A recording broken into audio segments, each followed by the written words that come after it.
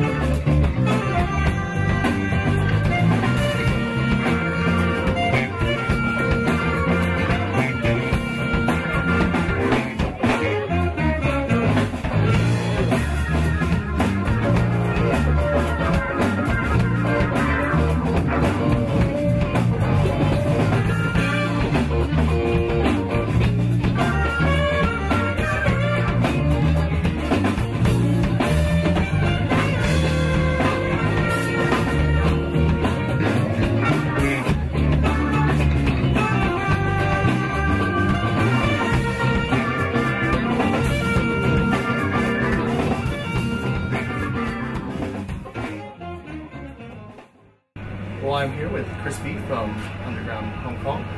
Chris, can you tell us a little bit about yourself and how long you've been involved in Hong Kong Underground?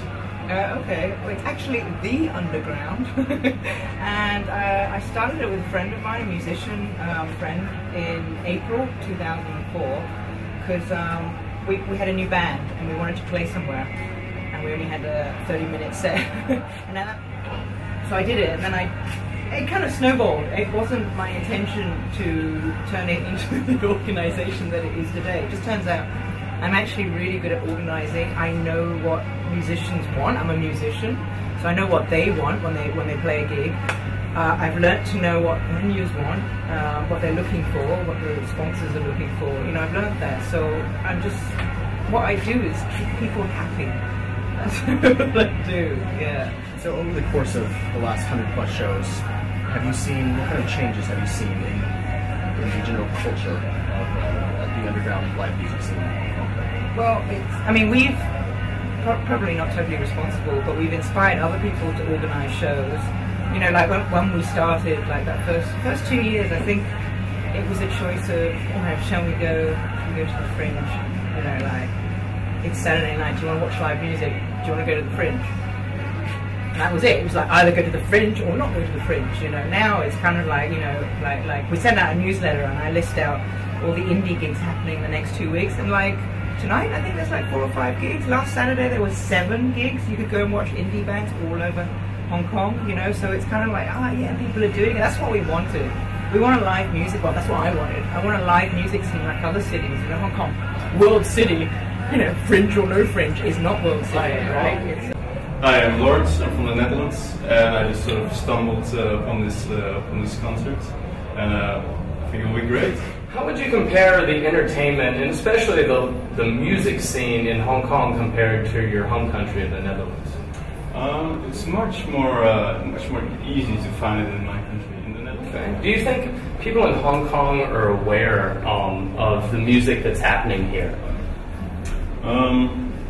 No, it seems that the music culture is quite small. I mean, generally going out is well, not really about music. It's more about like showing that you are there, that you've got fancy clothes, and that you. What does underground, in terms of music, mean to you?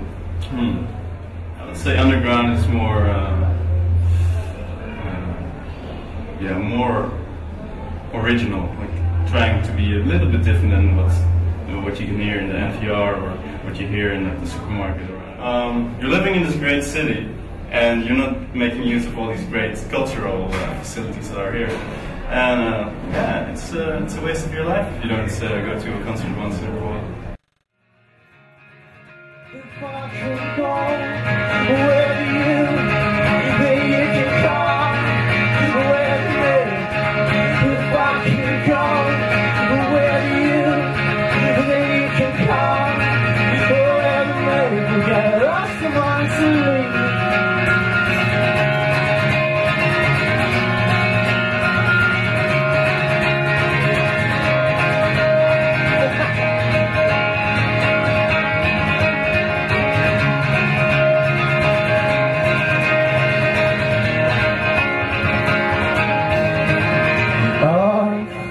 There's a floodlit pitch, and there's far of me running.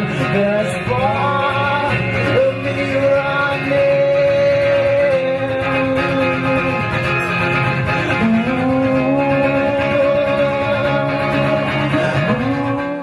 It's 8 or 9 venues now in Hong Kong. We've used the Cavern, we've used California. I mean, some of them are closed, right? Some of them, and that's Hong Kong, right? Rental is so expensive. Some venues just don't stick around here. I request 80% original music, right? So if they play 5 songs, 1 can be a cover. Because the idea of a scene, if we write about what we feel, like if we're angry, if we're in love, we can sing it about Hong Kong, about what we're experiencing now. I mean, of course we relate to, cover songs, but not all the time. We also sort of deal in artist development. We also, we help the bands along, we help some bands get gigs outside of Hong Kong, like festivals, just because people will approach us or we'll approach them and they see the Underground as an organisation. So they take it more seriously than like band ABC, like going, "Hi, we're really good, can we come and play at your festival?" So it's so we help, and bands come to us for advice, and we give it, so it's good fun. We are FBI, Firebird International. Yeah. We are 1 Australian and 3 Hong Kong guys. I'm the Australian, obviously. Yeah, and we play a form of pop rock mixed with punk and a bit of rap influences. Yeah. How long have you guys been playing in Hong Kong? We've been playing for like 2.5 years, and I met Gerald in a bar in Ma On Shan in the New Territories. So I started singing, and Gerald was like, "Oh, you got a good voice," and I was like, "Yeah, I'm in a band." Yeah, because at that stage I was in a cover band just practicing and stuff, and he's like, "I'm in a band too." I'm like, "Oh, cool." We started talking, and it was like, a cultural exchange through music. Yeah, so it was great. But not in a gay way? No, not in a gay way. Kind of one of the names that they wanted to come up with before was Firebirds, and then since I came into the group, I brought the international part to it, so it's Firebird International. So basically Firebird is these 3 guys, and then the international part is me. So that's where we get FBI, Firebird International. Definitely, Firebird is a Hong Kong joke. Yeah. Can you tell? 火鳥 Firebird. Coming. Yeah. Here is guitarist. Yeah. Sorry. So what do you think that you guys bring to the Hong Kong music scene?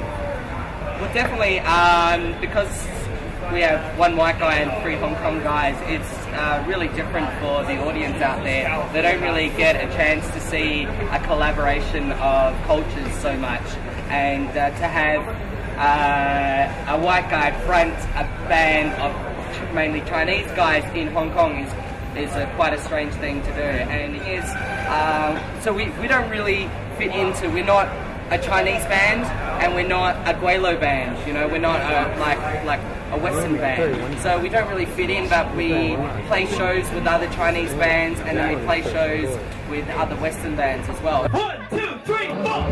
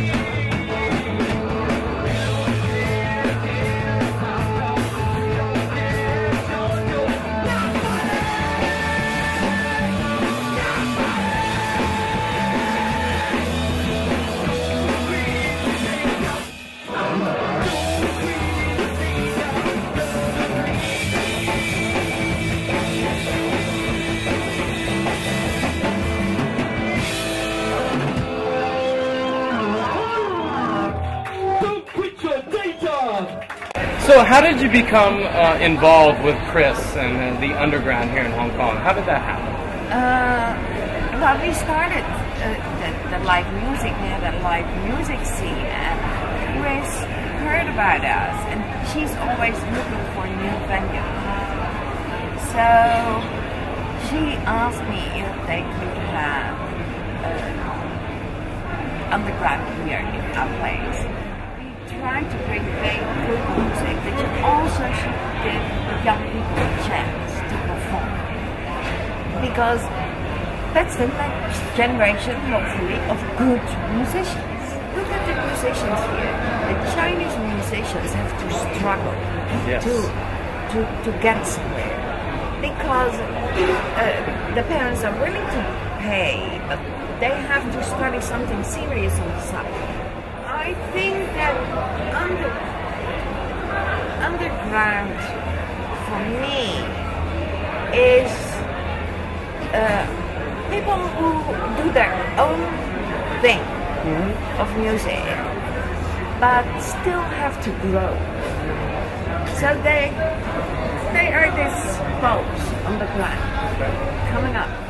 We think that if you bring people of all nationalities together, like we do here, and all kinds of music together, people talk.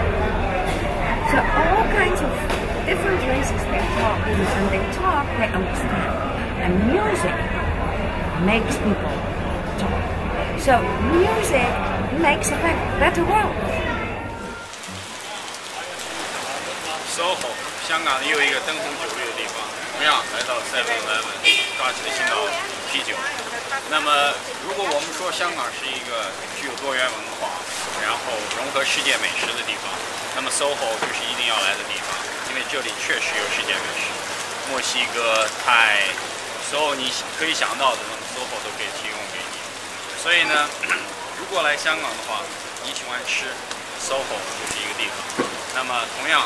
感受小资的生活，感受品味香港的另一类国际文化的话，那么 SOHO 就是一个地方。